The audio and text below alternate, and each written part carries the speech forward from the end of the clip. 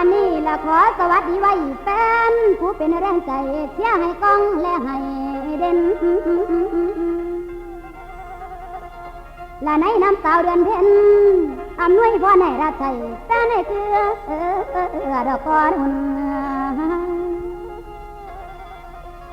และนับแต่ตอนเดียวนี้ไปถึงเช้าแต่พุ่นเป็นระยะหลายปีบ่ท่านมีผลงานออกไปฟังที่เป็นเรื่องและในโครงการทางเบื้องของจันโปรโมทใหญ่ฝากขอบคุณผู้ที่เป็นแรงใจแต่งน้ำตาสาวเย็บผ้าออกเป็นเรื่องทานในฟัง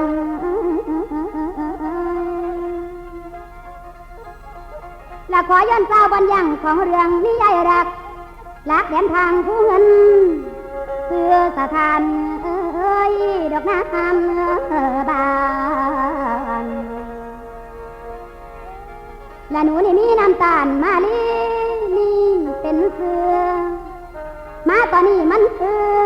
ตอนเก็บเกี่ยวเขาแล้วเศษสิ้นอยากเที่ยวเกลือ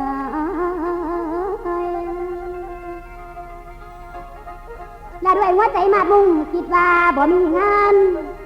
เย็บผ้าน้ำจักสีสิเต้าคืนดอกมาบานตอนกลางวันนางได้ลาสองทานสองเขือพ่อกับแม่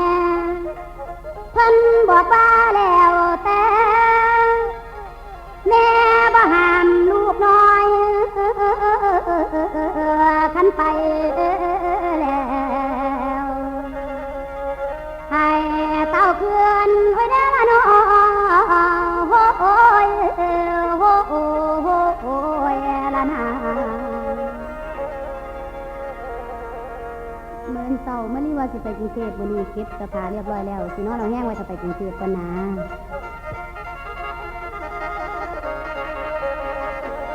ขอบพระคุณทุกท่านนิดที่แกนแสนสาธิต